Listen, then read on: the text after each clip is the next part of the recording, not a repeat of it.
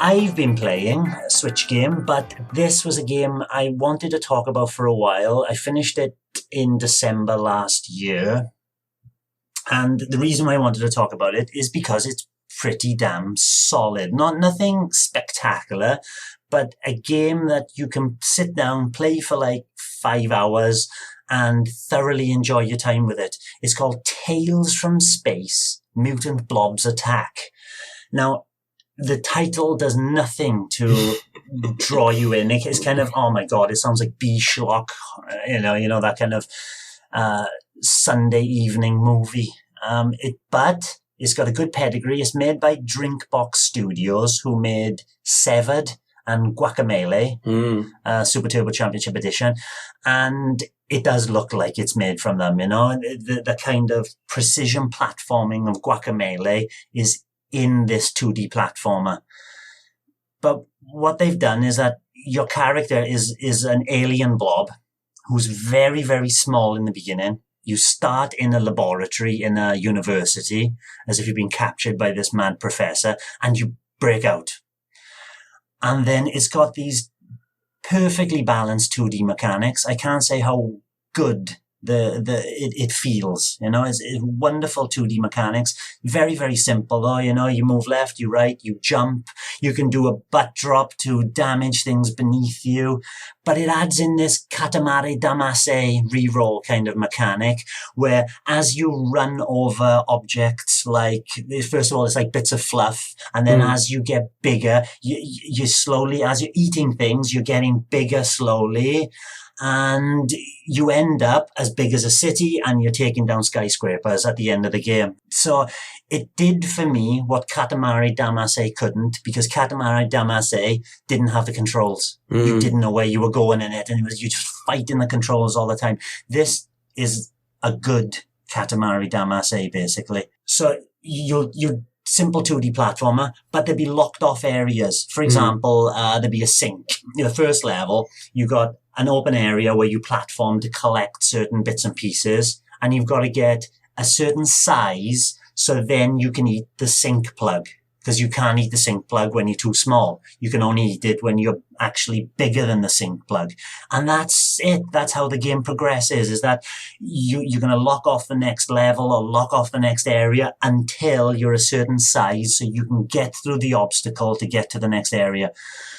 But it doesn't just do the 2D platforming. It throws in all these other mechanics.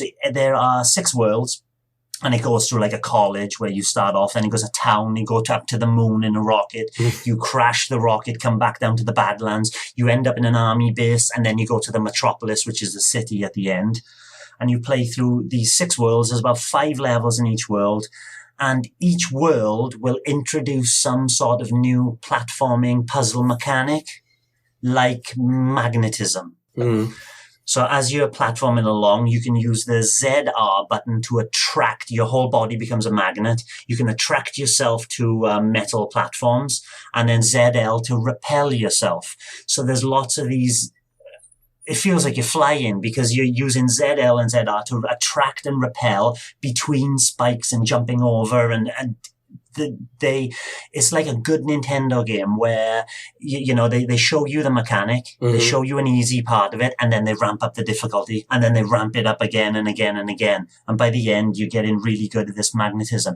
But they also throw in telekinesis, where best played on handheld, because the telekinesis means your blob, when you're close to a platform, you can move the platform with your finger. So it opens up other puzzles then, that you can wall jump. So as you're wall jumping up between these 2 walls, you can pull the wall up as you're jumping as well on both sides. And that adds another massive element. But there are... How does that work on TV mode then? Sorry. Or you do it with the R stick. A little bit more cumbersome, because then if you're trying to move 2 platforms, you have to be looking or near the one that you're moving, and the other one won't move. But when you've got it on handheld, you could move both of them if you had both hands free. Yeah, a little bit more cumbersome with that right analog stick, but does work.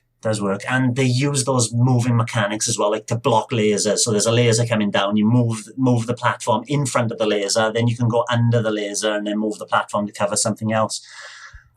Very ingenious puzzle mechanics in it. And they've got gyro controls as well. Now, it works fine when you're on TV and with the Joy-Cons or the Pro Controller. But when you're in handheld, it's like a top-down monkey ball game where you're rolling around the level and then getting bigger. That's just a lot of fun. And there's one of those for every world. It's environmental puzzles. It just gets more and more fun as you get towards the end as well, where the obstacles that were dangerous to you, like tanks and helicopters, you can take them down. You know, you're jumping in the air and you're eating this helicopter as it's trying to do damage to you. Like I said, it's about 4 hours I finished the entire game. But there is some replayability with sub-objectives like time score. You know, you got to get through the level as fast as possible. And you can find 2 of your mutant friends hidden on the level somewhere. Very solid 2D platformer, which was better than I expected. So what made you jump into this then? Why did you pick it up? Was it a review? Was on sale. Yes, and not a review, but 2 or 3 people on Twitter had recommended it as well, saying that it is good. It's a solid 2D platformer, but after I played it, I thought, no, this is an undeserved gem. You know, it's underrated and worthy of it. If you ever see it in a sale for, I think I picked it for £4. Oh wow! Well worth £4. Yeah, okay, yeah.